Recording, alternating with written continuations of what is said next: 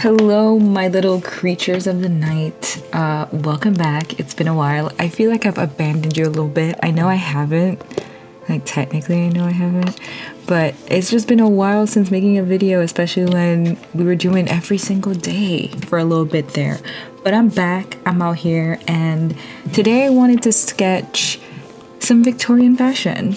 So inquiring minds want to know why Victorian fashion specifically. Well, I literally just saw Nosferatu, or it's not, didn't literally just watch Nosferatu, but it's the last movie I saw in theaters to this point, so it's on the brain. And one of the things that stuck out to me when watching it, because I saw it with my brother, he was struck by the costuming of this movie. Just to like speak to how gorgeous the costumes were, I'm usually a costume girly, so when they hit me as beautiful, not a big deal, happens all the time. But for my brother to be like so moved by how gorgeous the costuming was really makes you think. So I may have mentioned it before on previous videos, but I really wanted to get back into my costume design bag. Like, I am trying to kind of have a basic level understanding of fashion history, and in order to do so, I think what I want to do is basically do like these studies in my sketchbook, because I'm trying to use my sketchbook more too, so it's a little double whammy there, 2 birds 1 stone and all that. I'm trying to do some costume studies, and I figured, because I just saw Nosferatu, because I was talking with my brother about how beautiful the costumes were, that would be my first foray into my costume design study session. So while I'm sketching, I figured I can kind of walk you through a little bit of what I read up on Victorian fashion, specifically 1838, because that's when the movie was set. And with a little bit of like a couple earlier years, I used 1835 to 1838 to kind of put together the sketchbook page. But yeah, I would just kind of explain a couple of the things that I learned in case you wanted to kind of see what the era was like all about. A little bit, I don't know, if you want to learn too. Also, I'll put the books that I used and the website that I was using for reference down below. So this era was defined by really tiny waists and then huge skirts, basically very wide skirts, which is multiple layers of fabrics, like petticoats, underlayer, more skirts, and I think they had a bustle in some places. I think let me speak with authority. Basically, the later on as we go, the bustle starts developing into like that caged one that you see, but right now it's kind of like a little padded roll of fabric holding up a bunch of skirts, so it gets wider. It was also very funny looking into this, because it seems like they were going broader and broader, like the sleeves were getting bigger, the skirts were getting wider, the bonnets were getting just as big to kind of mimic how big the skirts were getting, and then you hit the breaking point and then everything starts reducing. I also found it really fascinating because in the movie, like a lot of the things that I was looking up with the fashion of the time, I could directly reference it back to how the movie and the costume designer on this movie were piecing together the style. So it seemed very historically accurate. And I know that I've listened to a couple interviews with the costume designer, whose name I'm gonna look up. I'll put it on the screen, I promise.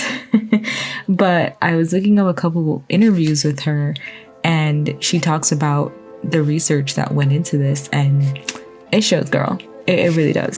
Another cool thing when looking up this era was the neckline, and how we're having a little bit more of an exposed décolletage, okay? Kind of a little bit, getting a little collarbone showing now. And please note that only the upper class women could do that, okay? You could not be poor and be showing them shoulders. No, absolutely not. Only wealthy women were able to do that. And because we're now showing a little skin up top, we're getting a lot more people bringing in shawls into the situation, to cover the shoulders when need be. But yeah, now we're walking around with shawls and scarves because we're freeing the collarbone, if you will. Oh, and because we're showing more shoulder, we're getting corsets that don't have like shoulder straps on them, because I can't be having the shoulder straps showing with my collarbones all out. Nah, doesn't work. It is also interesting to see the corset part. Speaking of corsets, the corseted part of this, because in the movie there is a specific corset that she has that is apparently like a basically you're able to put it on by yourself instead of having someone else lace you up, because this is a tight lace era. So instead of having someone lacing you up from the back, there's some that you can like crisscross applesauce to the front. And they use that in the movie to great effect, because one, it's gorgeous, and two, you were able to see it happens in a particular moment in the movie. And so they're able to unlace her corset while also you being able to see the panic on her face at the same time. It's good. I also looked up some of the male fashion at the time, and it kind of matches the fashion, the women's fashion, in that it's a lot about like nipped in waist and like fuller sleeves. Like that was kind of the vibe we're going for. We want a little small waist, puffy everything else. They also only really had 2 main coats. Listen, the men weren't really giving as much as the women were. Happens all the time, unfortunately. But yeah, era of tailcoats, top hats, you know the vibes. Also, normally they would wear darker coats with lighter pants, apparently. And they had like those little saddle pants.